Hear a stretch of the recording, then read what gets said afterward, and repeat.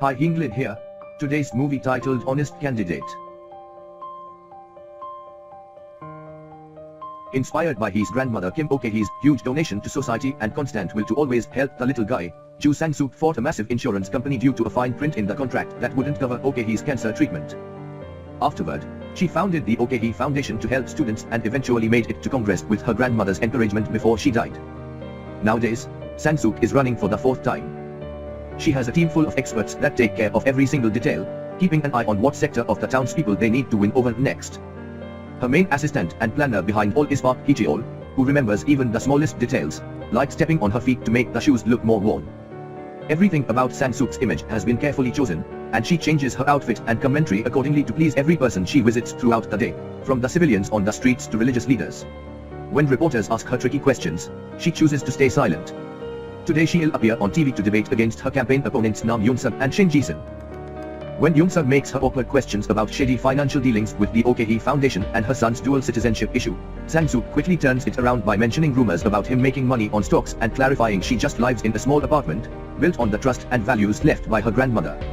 As soon as she mentions her, she pretends to become emotional and be hurt by Yoon-suk's accusations.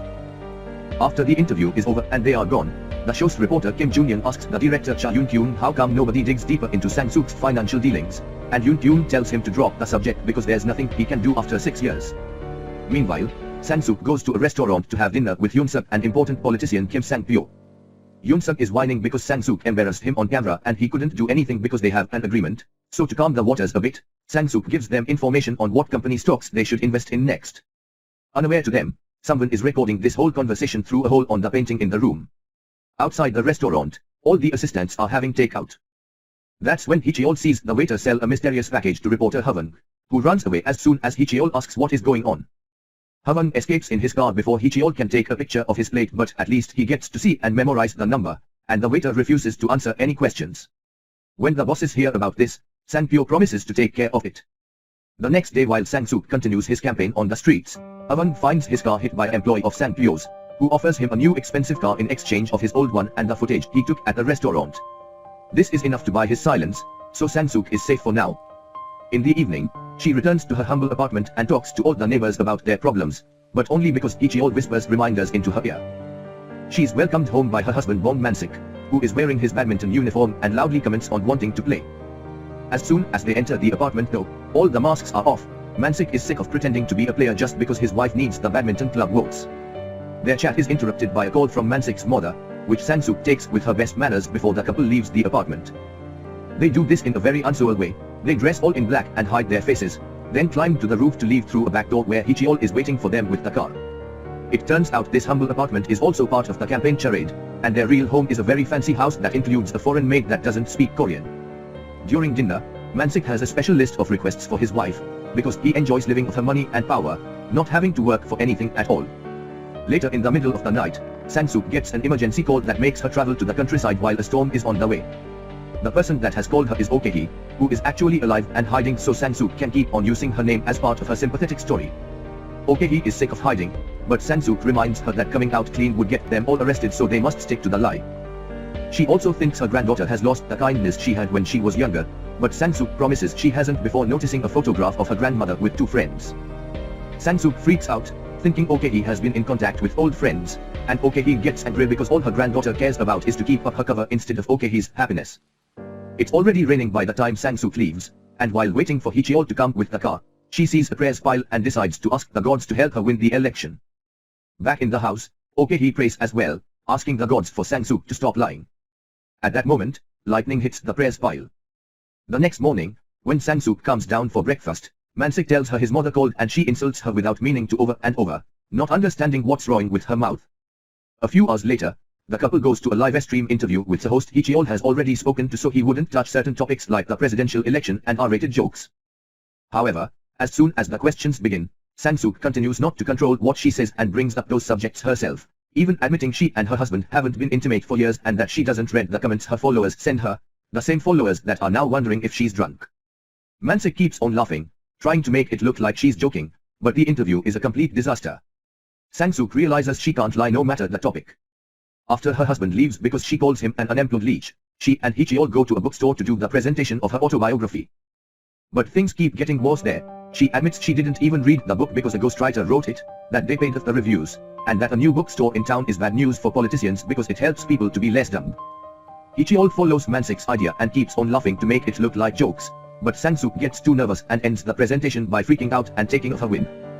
Her weird behavior goes viral on the internet, and Junyoung decides this is the perfect moment to dig deeper into her story. In the evening, he goes to her apartment building to see if it's true that she lives there and is shocked to find her mailbox full of utility bills. Before he manages to put them back though, he can hear her and Ichiol arriving, so he hides before they can find him. Ichiol checks the mailbox before taking Sang-suk to her apartment, and as soon as they get into the elevator, Junyoung puts the bills back and runs away. When Ichiol comes back down, he notices the mailbox is full now and immediately gets suspicious, so he runs out of the building and sees someone escaping on a car. This time he is ready to take pictures with the camera pen, but they are all blurry, so he checks the security camera on his car instead and sees Junyoung investigating the area. Moments later, Sang-suk and her husband go to their fancy house, where Mansik's mother is waiting for them unannounced. Unable to lie, Sang-suk insults her and treats her cruelly, causing her to leave in tears. The curse is so bad and accurate that Sang-suk can't even show sympathy for Mansik. She's actually super happy that the old hag won't visit for a while. The following day, Sang-suk goes to see a doctor, an acupuncturist and even a shaman, but none of them is able to help them, so Ichiol decides to hire a campaign expert that has even helped presidents in the past, Lee Won-hak. Won-hak begins by calling some inside contacts of his and gets Sang-suk to appear with various important institutions as support, like soccer clubs and military. Then, they upload to the internet an embarrassing picture of Yoon-suk to hurt his image. They also manipulate the most searched results online and clean all of their opponents' flyers to replace them with her own. Honesty isn't the only one of Sang-suk's problems though. There's a car around town playing in its speakers a speech about Sang-suk's son, who she gave birth to abroad for a second citizenship and so he could avoid military service, but now he can't be found by prosecutors. To solve this problem, Mansik travels abroad to find their son Bong Yoon-ho and bring him back to Korea to send him into military service. After forcing him to get a haircut, Sang-suk convinces him to join the military in exchange for a hefty payment, which Yoon-ho accepts. The next day, Won-hak wants Sang-suk to give a press conference on her story about having a baby aboard, but Sang-suk explains she can't read that because it's a lie. She never gave birth to Yoon-ho. He is Mansik's son with another woman. It's not just the matter of the lie. She doesn't want Yoon-ho to find out about this through a press conference. He may not have come out from her, but he is still her son. To avoid these issues with the impossible lie, Sang-suk spends the night in a freezing bath filled with ice cubes, so when the time for the conference comes, she passes out before she can finish that sentence. Sang-suk is sent to the hospital, where the TV is showing the latest news. The fact Yoon-ho isn't her biological son has somehow reached reporters' ears. When she's finally discharged, they are waiting for her outside, but she only tells them she won't be using her family as part of the campaign anymore. Some viewers decide to respect her for having raised a kid that isn't hers. Unaware that Junyoung is following her, she goes directly to the fancy house to check on his son's emotional state at hearing the news, but it turns out he is known since he was 8. Mansik told him while he was drunk, and Sang-suk throws him in the swimming pool as punishment. Meanwhile, Junyoung secretly meets with Sang-suk's maid, who does speak Korean after all, to see if he can get some secrets from the inside. Some days later, Sang-suk is doing a presentation at a theater by using carefully written true phrases about things she's already done for the city. Suddenly, she's interrupted by Jason, who has shown up to accuse her of being in a business arrangement with the insurance company she once fought against. Sang-suk is about to confess this is true and that she did it because they would invest in the company of her choice, when Ichiol pretends to have seen a bomb, pushing Sang-suk out of the way and making everyone leave the theater. When they return home, the first thing they do is to get rid of all the gifts the insurance company ever got them. They will have to move out, too, since this nice house is also being rented by them. Sometime later, Sang-suk is glad to see she's back on first place in the polls, so Won-hak shares the next step in his plan. Trying to be sweet again won't work, so Sang-suk is going to promote her image as the most honest politician in the country. With the help of Yoon-ho, who has written a catchy song about her, Sang-suk talks to the people and appears in debates discussing how corrupted the system is, which gains her people's sympathy. One afternoon, when they drive by the HinglisH Foundation, Sang-suk sees a woman camping at the entrance as a sign of protests because her son ended his life over low grades.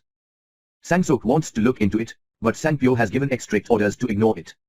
Meanwhile, Ichiol takes HinglisH to her routine checkup because on her fake papers, he is her grandson, and he admits after all these years it does feel real. The doctor thinks HinglisH will die soon but she doesn't listen, claiming they all have been telling her the same things for years now. Someone does end up talking to the woman protesting though, Junyoung, who then takes all the info he has obtained to analyze it with Yoon-kyung over dinner. They discover the HinglisH Foundation is corrupted to the core and people can just pay more money to be admitted over others instead of passing the exam, and to the not VIP students they would just give Fs. Junyoon exposes all this online during a mukbang stream, causing an instant scandal. While Sang-pyo begins getting rid of all the documents that may serve as proof of his involvement in the OKHee Foundation, OKHee herself takes a risk and goes Sang-sok to her office by keeping her face hidden. She's angry over what Sang-sok has done with her name, and in return, Sang-sok is angry that her grandmother is risking being caught. The two of them return to the prayers pile near OKHee's house, unaware that Won-hak is following them and now knows OKHee is alive. Together the two women pray for Sang-sok to be able to lie again, but there are no signs they have been hurt. Afterwards, Sang-sok goes to see Junyoon, who doesn't accept to stop digging and won't believe either that her intentions were good when she started. The next day, Won-hak quits his position with her and goes to work with Yoon-sug, who tells her he now knows her grandmother is alive and staying in one of the hospitals in the city. Sang-sok rushes to the clinic and Hee-cheol explains he passed out last night, and he didn't tell her not to worry her. He doesn't think the secret is in danger, because if Yoon-sug had any real proof, he would have already gone to the news. Then, Sang-sok gives her grandmother a quick visit, crying when Hee shows her support for her campaign. Sometime later, Sang-sok gives a speech on the street, but she barely has any audience. She admits having become rotten while at the same time, Hee is dying at hospital, making the prayers piled low. After the speech, Sang-sok meets with Sang-pyo, who informs her he'll be backing Yoon-sug instead now because if Sang-sok keeps opening her mouth, she'll bring them all down, so she should quit. While trying to convince him that's not the case, Sang-sok finds herself lying, but when she goes to tell her husband the great news, she's told about Hee's death. Mansik and Sang-sok go to Hee's funeral, but they don't stay for long because they are still pretending she was Hee-cheol's grandmother. But at least Sang-sok is relieved to see Hee's friends are coming over to say her goodbyes. Later, however, she and Hee-cheol find themselves stopping Sang-pyo, Yoon-sug and their bodyguards from getting closer to the body before cremating it because they want to identify it themselves, calling it evidence. Because they don't know her curse is broken yet, Sang-sok reminds them she can't lie and gives them her word that she'll step down from the election, impressing them when she says she respects them both. But Sang-sok still has a plan. The next day, Hee-cheol goes to see Hwang to buy the original recording of the meeting at a very high price. On his way out, he takes the keys of the car he got as a bribe and tries to use it to leave, but Sang-pyo's employee shows up to steal the pen drive from him. Hee-cheol takes Hwang's older car to escape and picks up Sang-sok to hide her and the pen drive in the secret room at the OKHee Foundation, since they don't know Hee-cheol knows it exists. After reviewing the student admission paperwork and seeing how wild it is, Sang-sok leaves the hideout to apologize to the grieving mother that is still protesting at the building entrance.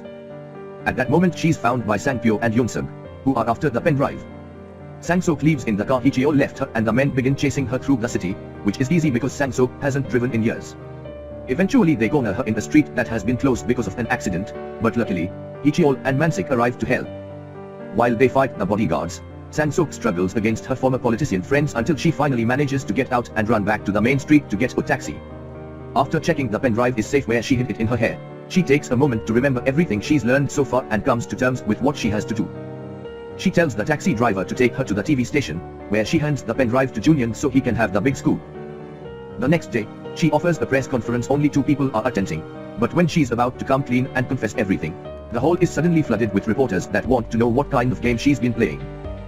It turns out Hwang got the pen drives mixed and instead of giving Hee-cheol the one with the dinner Sang-sok had with her opponent, he gave him the most expensive one in his collection, a compilation of videos that incriminate various congressmen in criminal activities that go from harassment and gambling to urinating in public. After visiting her grandmother properly though, Sang-sok still does the right thing and gives herself up for investigation even if she wasn't in those videos. 2 years later, Sang-sok is released from jail and is making money from the book she's written about her experience. Her husband and son live with her in a small apartment and still expect her to pay for everything. But Sang-sok has learned her lesson and continues to be brutally honest, so after telling the 2 men to get jobs, she goes to the TV station to have her first debate as a comeback into a political career. She scolds Hee-cheol for telling her not to touch certain subjects and the host for not being neutral, then gets ready to drop some truth bombs.